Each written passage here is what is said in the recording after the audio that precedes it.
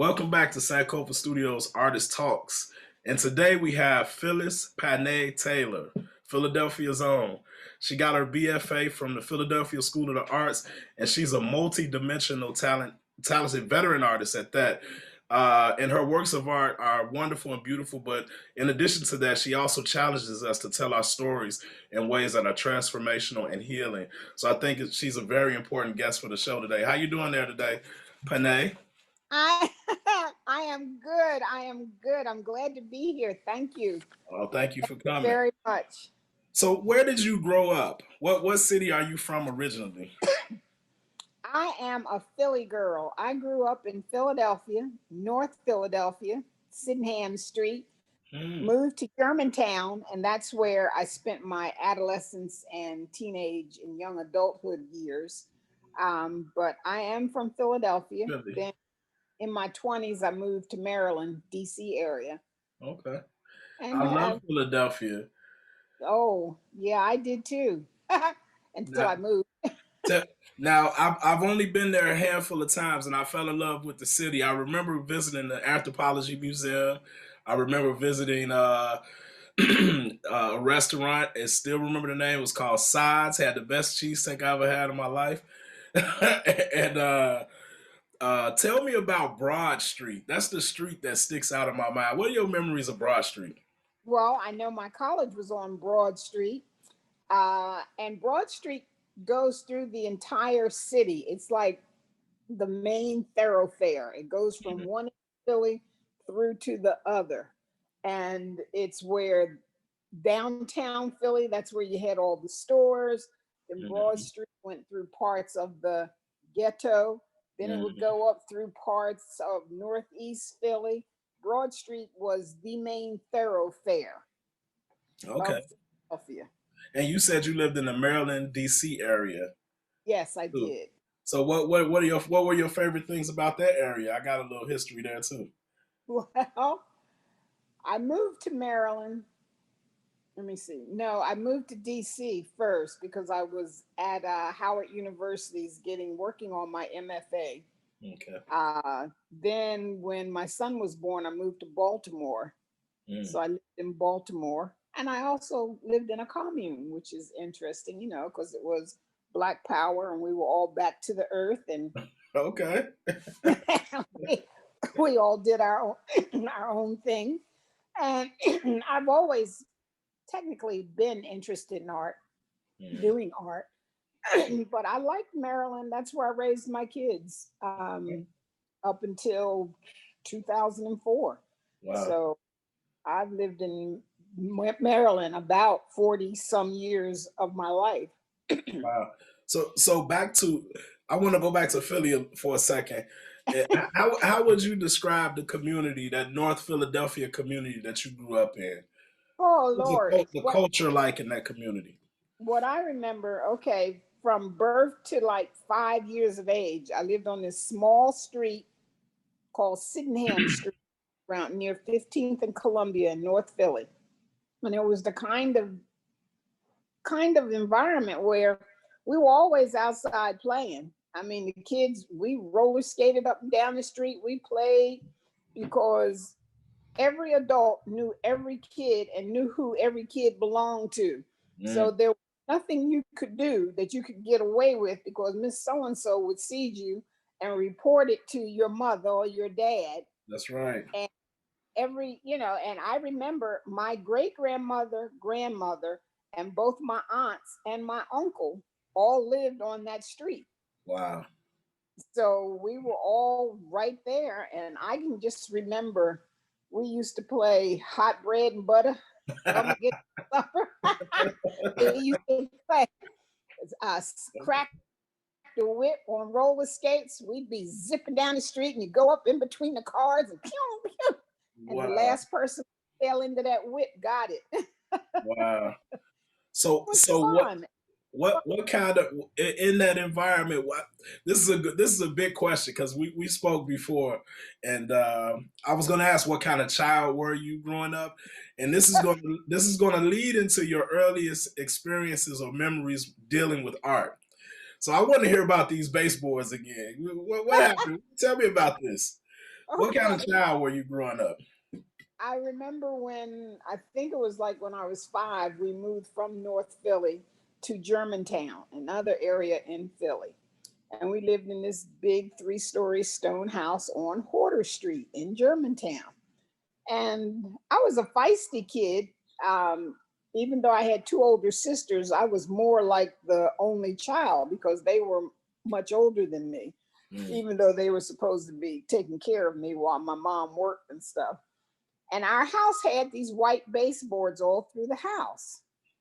And my oldest sister studied anatomy and physiology, and she always had me, drawing her botanical garden pictures and doing her drawings for her to hand in for her classwork in school.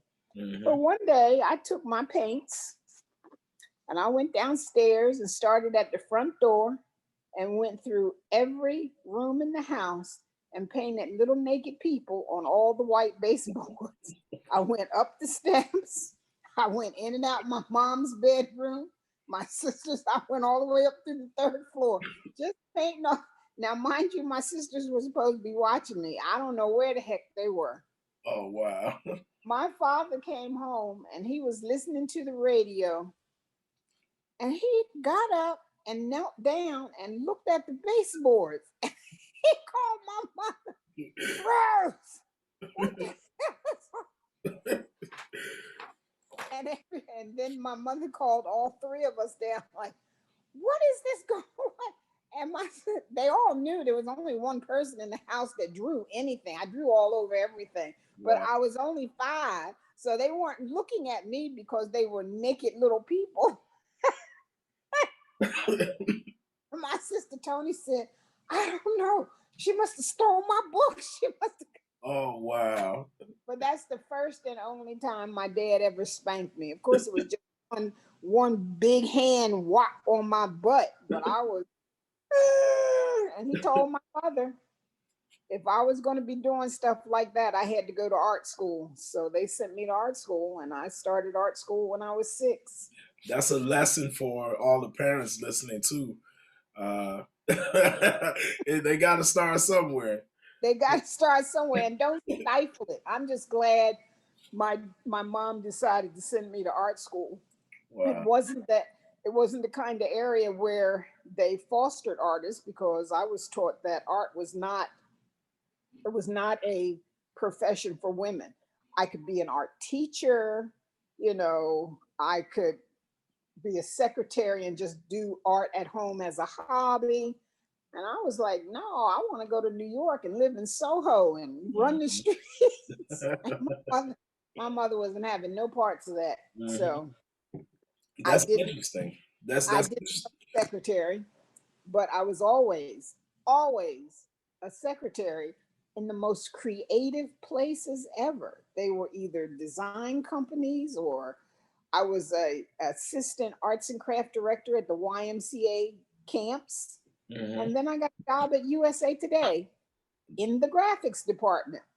Tell me about your experience there. How many years were you there? You were there for a long time. Oh, I worked at USA Today from 1982 when it was started to like 1993, and then I came back in 95 and worked there again until 97, almost 20 years. Wow. In the graphics department, huh? Department. Yep. Wow. Well, that's a big jump from painting naked people on the baseboards to working at USA Today in the graphics department.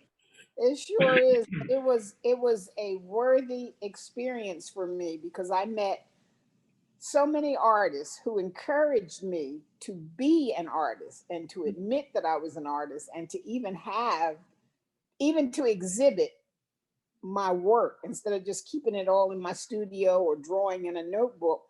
They encouraged me to have an art exhibit. It was in Borders Books when Borders Books was still existing. Mhm. And I was excited, but I was also scared nobody was going to show up. So I didn't even go to the gallery. I was like hanging out in the stacks in the back. And then Wow. I saw people coming in, and I was like, oh my God, people are coming to see my work. Wow. That's So it was exciting. that's interesting. a lot of artists feel that way. That first show or those first few shows, there's that Yeah. worry that nobody's gonna show, or my mother and her friends might show up, but my close friends might show it. Nobody else. Nobody else, So, right? so yeah, that's a familiar feeling to a lot of artists. So this is another. And this points back to Philadelphia too. I'm gonna keep going there because I love Philadelphia. Uh, the last time I was there, my cousin and I, well, two of my cousins, we went to another cousin's wedding in Delaware, and we drove over to Philadelphia, and we must have walked the entire downtown Philadelphia. Oh my Now, gosh. I mean, every is it Market Street? Where, Market Street, where the Walnut Street, market is? Chestnut Street. Yes. Yes, So yes. we must have walked and ate food and walked some more and ate some more until we just couldn't do it no more. But I wanted to ask you about your are you a music lover? And if so, what is your favorite music? Because we know we get Philadelphia got its own thing now. I know, I Philly know. Soul. Well, So what's your favorite music? What inspires let's you? put it this way. I do paint to music. I love music. I can't dance a lick, so that's a whole another thing. But I do paint to music. Sometimes I paint in silence, but a lot of times when I really want to get revved up, I'll turn on music. Now it's interesting that you asked me that because I grew up in the '60s, Mhm. and some of my favorite musicians are like I love Prince, Yeah. but I grew up in the time of the Miracles, the Temptations, War, the Ohio Players, the Miracles, All right. Marvin Gaye, uh, you name it, Gladys Knight and the Pips, Yeah. Martha and the Vandellas. We Oh danced yeah. in the street. Oh yeah.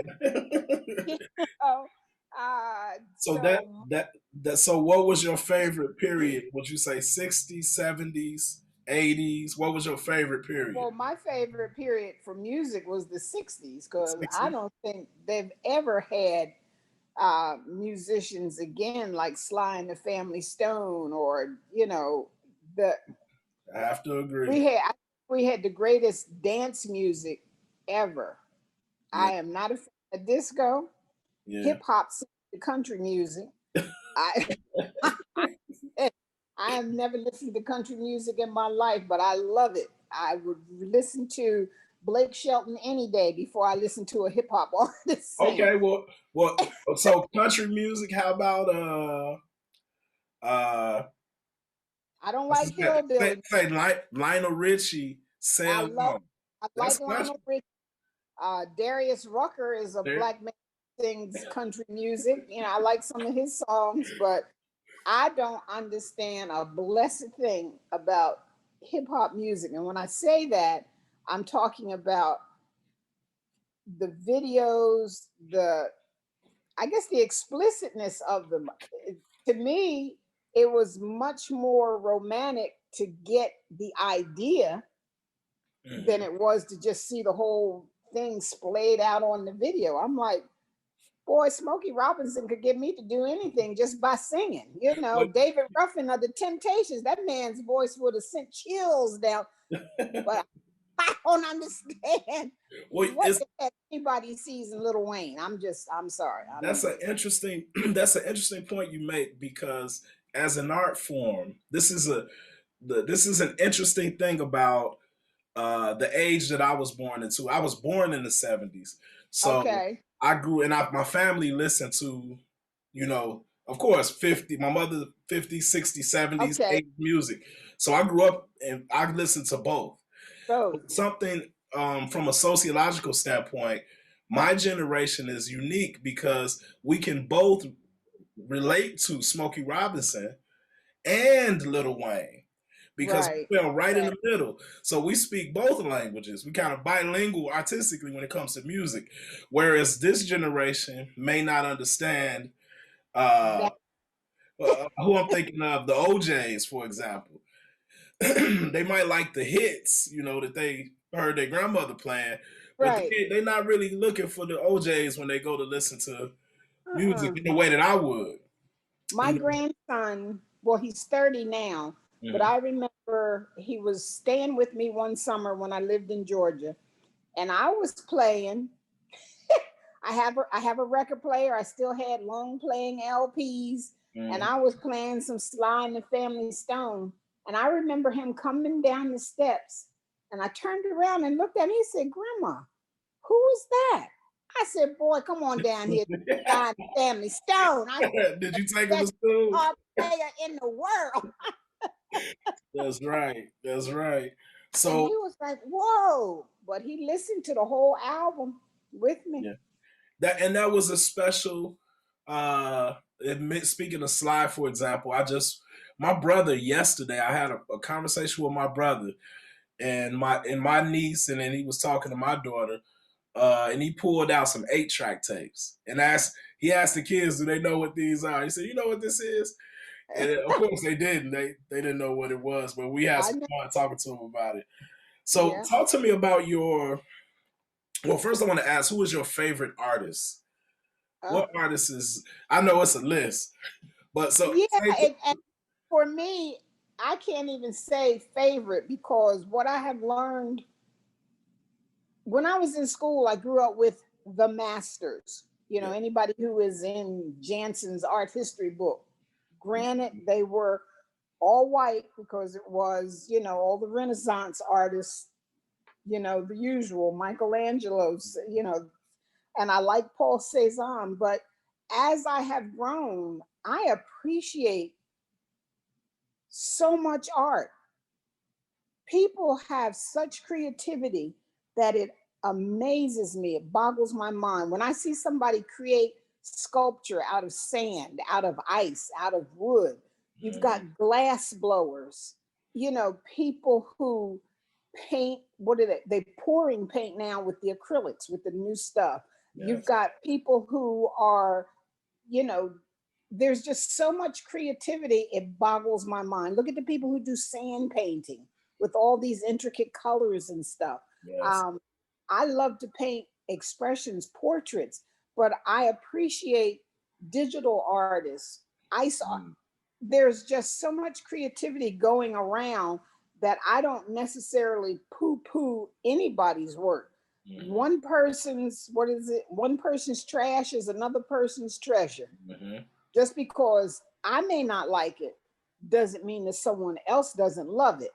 Yeah, You know, so it's hard for me to say who's my favorite artist. Now I'm partial towards female artists, but then I'm also partial to female artists because they didn't put us in the history books. We had to fight hard to get a spot. that's And right. most of the male artists in the history books are in there because it was the women behind them that got them in there. Mm-hmm. But the women don't get any play. Yeah, that's so So, true. It's so interesting because when it comes to favorite artists, for me, it's like my music selection. It depends on how I'm feeling when you ask me. It yeah, depends on the yeah, mood.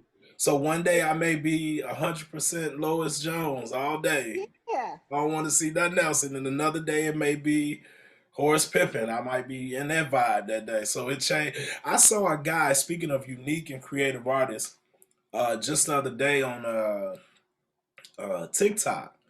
He has a drill that he built this little piece on the end of a drill that can hold a canvas, and yeah. pours the paint on the canvas, And and then then flips it. and it spins it and creates this really interesting design on it. And he just does all these different colors. So, like you said, I might see my favorite artist on Instagram today, and Yeah, don't even know their name, and but it's the best thing I've seen, in years. And that's yeah, kind of I really would like to see people get more, I guess, acclaim for their works. Those artists me that too. I see, Me you know. too. Because I look at their, you know, again, we're talking about different types of art, and it's not necessarily the skill level. I think the skill level is extraordinarily important because it shows that you've continued to study your craft and keep going, and you've gotten better and better and better at it. Mhm. But I look like I love portraits, but I look at somebody who can paint a dog and get the fur so real looking that it's like you want to go touch it, Yeah. or you look at somebody that paints the ocean and that wave looks like it's getting ready to come right off the canvas. Yes. Or I am in awe, and I continue to study art and to try and get better and just learn all the different ways I can create a portrait Interesting. and So keep tell me about some of your professional experience as an artist. One thing in particular, the turn, I found this on your website, and everybody go visit our website. I'll put the website below. It'll be in the description box below, and I'll put it across the screen too. Really, really good website. You guys got to go check it out, because she's, as much as she is an artist, she's also an art educator. So you can learn a lot just from going to the website and reading the words. You're going to learn a lot from her website. And speaking of that, the term intentional creativity just jumped off the page. Can you talk to me a little bit about intentional creativity? I will. Intentional creativity is a school of thought, a process started with a woman, Shiloh Sophia, whose teacher, Sue Seller Hoya, said, whatever you do creatively, put your intention in it. Mm, What do you intend for this piece to do? mm, Put your intention in it when you create. If it's a bowl, what is that bowl supposed to do? Is it going to hold food? Is it going to mm, just sit on the piece and look beautiful? What is your intention? What's your intention for that cup? Is it only going to be a vessel for drinking? You do that. And intentional creativity offers a process where, say, like someone says, oh, I'm not creative, I can't draw a portrait. Yes, you can, because every baby that comes into this world is born with everything it needs, and it has the seed for creativity within it. It just needs to be nurtured. mm, So, the things that I teach through intentional creativity to women in particular, and to women who have experienced trauma or abuse, is to put their intention in what their next steps are, put that emotional release onto the canvas, and paint your own images. mm. Women's images have been so defined by the patriarchy for so long, we're taking it back. Mm. Maybe we don't want to look like Botticelli's Venus on a seashell. Yeah. So I teach them to use their own creativity to create their own of how they want the divine feminine to appear.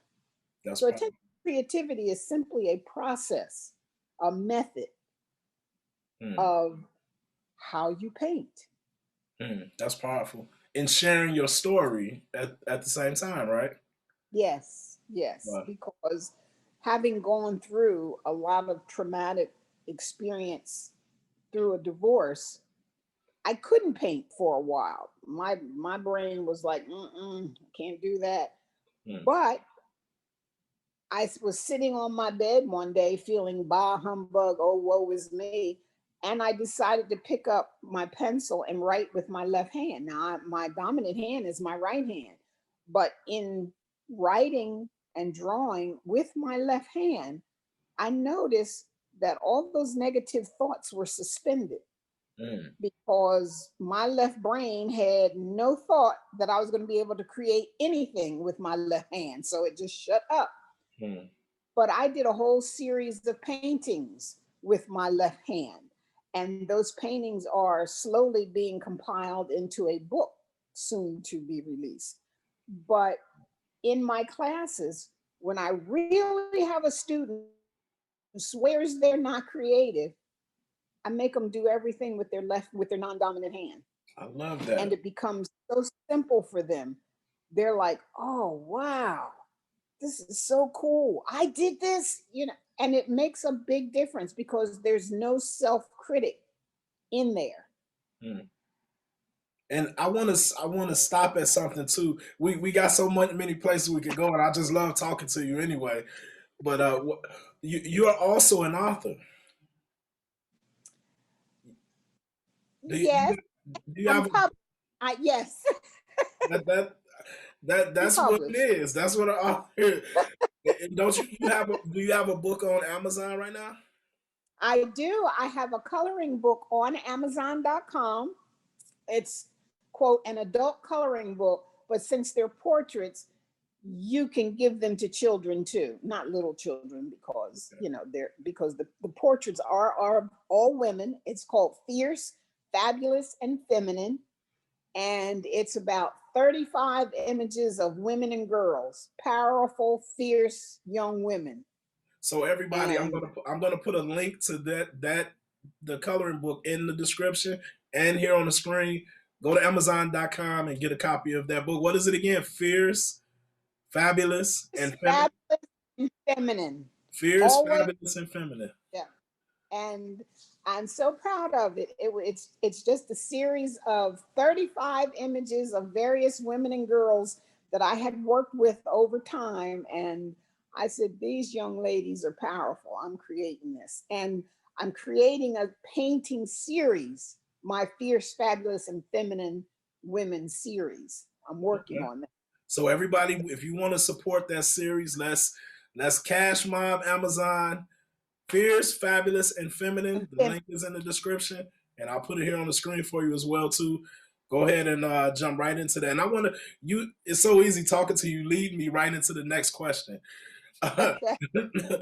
Do you find your artistic process to be therapeutic, and how? How is it? How has art been therapeutic for you as an individual?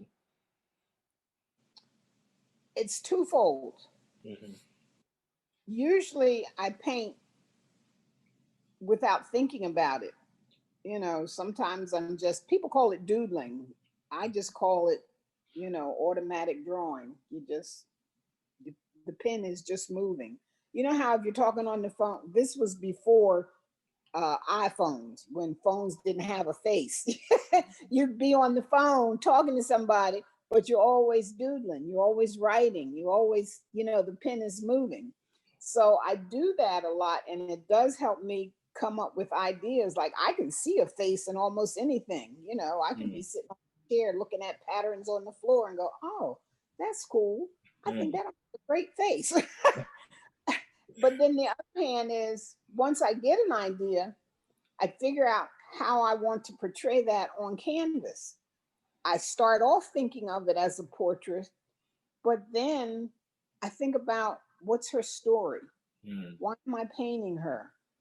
And then just the movement is very therapeutic for me. And 9 times out of 10, the image that I have on the canvas at that moment is not going to end up to be the same image when I finish Interesting. because her story may have changed. Hmm. So tell me a little bit about your time at the Philadelphia School of the Arts, and before you tell me about it, I just want to point out something that I want everybody to recognize when you're listening to Panet talk about art and talk about this culture.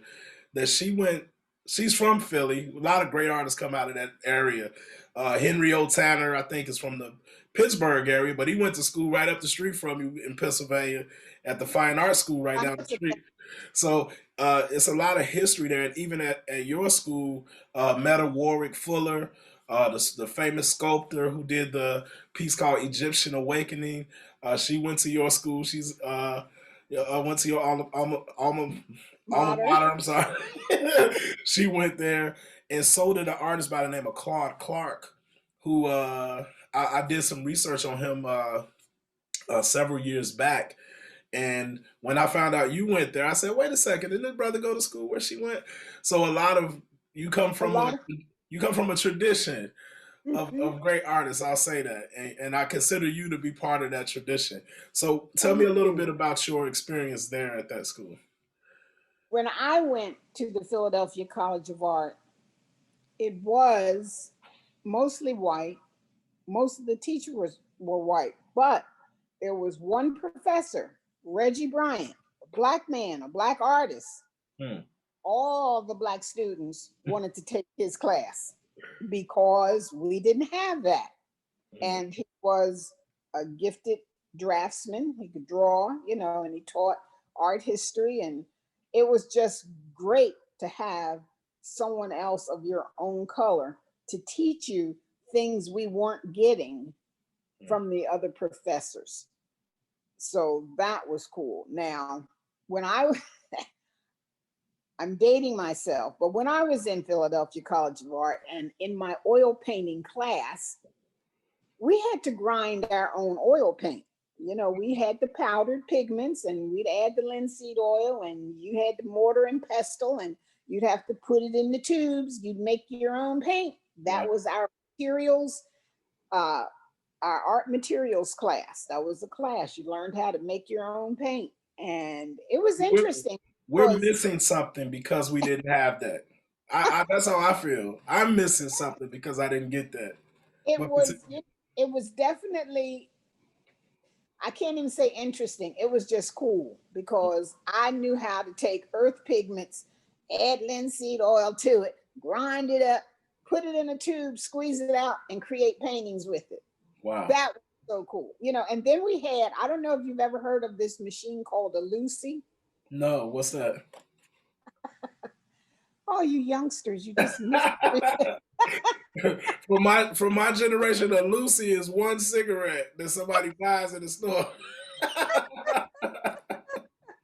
A Lucy was at the time this huge machine that you used in the dark to enlarge any image that you wanted. And you could you put your image under the lenses and then project it onto whatever size canvas or paper you wanted, and you draw the outline or the details, and then you could take, you know, a 6x9 image and blow it up to 6 feet by 9 feet. Yeah. But the Lucy was so cool. That's interesting. Now that's a true they used to do that years and years ago too, with like reflecting the image somehow. Or in the wasn't it like 18th century that they do that back then? Yeah, they had a it was similar to Lucy, but it wasn't Lucy like Lucida or something. But the glass that they used could reflect the image so that they could paint it on walls and stuff. So it's just amazing how the technology evolves over the years. That's interesting. Now I personally, my Lucy is an Epson projector. So I understand the process, but I learned something new today. That's really cool. Yeah, so but it's the same. I have a projector that I use when I have really big paintings I'm doing. Yes. I have I think it's called an artograph. It's a big machine. You got a camera lens and you put your picture up there, and I did a mural on a whole wall using that thing because I wasn't going to stand there and hand draw. Absolutely. Absolutely. So the projector. I understand that. So what role has technology played in your life as an artist? Technology. You would ask me. Okay. Let's say it all. I'm sure that your listeners have gotten the idea that I'm older than I appear. Yes. Technology is not my forte. My son is a tech guru. I don't understand nothing that boy talks about. I have no, and the poor man, every time I ask him a question, he puts his hand in his head because he's like, Mom, you just asked me that 2 days ago. Well, but 2020, okay, let me do it this way. In 2018, my son gave me an iPad Pro. It had just come out from Apple as a Christmas gift. And I didn't know what it was. I was like, oh. And he showed me, put my name in there, and he had Procreate installed on it. And I was like, oh. I hate to admit this, but the only thing I used that iPad for was to play a game my granddaughter installed on there called Angry Birds. Wow. But in 2020, two things happened. 2020 came and my laptop died. I had to learn how to use my iPad. Wow. So 2020 saw me taking courses to learn how to get classes online because all my classes were shut down. They were in-person classes. So I lost streams of income by not being able to teach. Mm. Then I learned how to put a class online, and I actually did, and I was amazed. I had 5 people sign up, and I was like, "Whoa! 5 people paid me $200 to teach them." I was so excited, and then I had another class. So in 2020, I learned how to use that technology. Now, Yeah. I didn't really learn to use it by myself. I had some angels help me Mm. because I had 2 young women that were like, "Miss Phyllis, don't give up. We'll help you out." And they have held my hand all the way through. But I'm learning how to use Procreate, which is the digital art stuff. Oh yeah. I'm learning how to use my iPad slowly but surely. I mean, I'm on Zoom. I had never heard of Zoom before, much less, figure out how to teach a class on it. Mm-hmm. So I have learned so much in 2020 with technology. I can't say I'm good at it, but I am way better than I ever was. Wow. That's And I interesting because I wasn't using a digital tablet until the pandemic happened. I didn't start, and I bought a small tablet. I use a Clip Studio Paint, and I okay. started teaching myself YouTube University, Udemy, other classes I started taking, and just over the course of maybe 3 months, I got to the point, and you've seen some of my portraits. I can do Yeah. them, So yeah, Yeah. that's good to go into technology that way.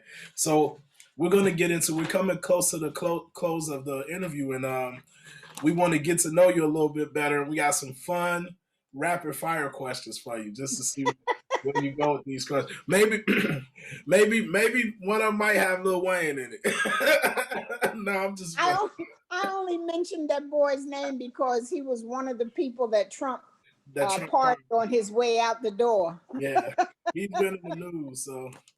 So rapid fire questions. Here we go. Watercolor or acrylic? Acrylic. Why acrylic? Acrylic legitimizes my watercolor. See, if you take acrylic and add enough water to it, it becomes like watercolor. And it's a mindset. I think because I paint in acrylics, Mm-hmm. when I figured out that I could water it down and thin it out, make it transparent, and still create portraits from it, I didn't have any fear of it. Watercolor has always had that, oh my God, watercolor? Oh, it's so hard to control, blah, blah, blah, Yes. blah. But I use my acrylics like watercolor. Okay. So canvas or paper? Both, Both. Marvin Gaye or Stevie Wonder? both. you, now you cheating, Panay. now, No. now, How can how can I choose between Marvin Gaye and Stevie Wonder? There's oh, no comparison. okay. So the last one, I'm gonna make you choose Philadelphia right now, since you just started something. Teddy Pendergrass or Patti LaBelle? Shoot. Now you from Philly. Don't act up. Yeah, no, I was gonna say both, but I'd have to take Patty. I was gonna say both, but hey, Patty LaBelle is my homegirl. I have to take Patty. Okay. Nobody can outsing Patty. I agree. I agree. Nobody. She's the And I queen. saw her on some show with Gladys Knight. They were doing a virtual music Yes. thing. Versus. Those sisters were, oh, that was great. Yeah, when Patty take her shoes off, it's over. It's all over. It's all over. Right? And those sisters sang, and oh, So the last question. If this moment was your last and I'm the last person you speak to, what would you like for me to tell the rest of the world about you? As an artist, as a art educator, what would you want me to tell The young This was people, the my, older people, everybody. What you want them to if know? this was my last moment, I would say continue to learn, continue to expand, continue to want to know more than you already know, because Mm-hmm. there's so much more to learn. And to just tell the world, I did the best I could with what I had. Mm. I And like that. I That loved every moment of it. so. With that said, I want to tell everybody again. Well, first of all, thank you for coming on and having this conversation with me at Artist Talks. And I would like for everybody to look in the description. There'll be links in the description to her Facebook, to her website. Support the website. We really want people to go out and support Black artists and help lift them up. If you don't do nothing else, go get the link from her website, post it on your social media, let everybody see it. We want to show the sister some love and let her, hopefully, have her expand her business as much as possible. That's the goal, and to Yes. get as much exposure as possible. Donate to the gallery as well, because these paints cost money. Every artist understands that struggle. And That's right. you can also find me on social media, sankofastudios.com. You can find me at Sankofa_studios at Twitter and Instagram. You can also find me now, Sankofa_studios at TikTok. And no, I do not do the dances. It is strictly about art. So if you come and looking for me lip syncing and doing all that stuff, you're not gonna find. So and if you visit sankofastudios.com today, subscribe in the subscribe box that pops up, you get an automatic 10% off your first purchase. So with that Wow. said, thank you again, Panet, for coming on. I appreciate you. And Oh, we will keep this conversation going in the future. we will. We will. And I just want to say, too, if your subscribers go to Facebook, look for Pannet Art Studio.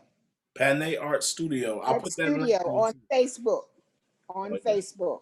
So So I'm there. we'll put those links in the description. And everybody, like I said, we want to cash mob the website, share the website, Yes. show her some love, and just spread the word about it. And until next All right. time. All right. Thank you. Bye bye. And I'll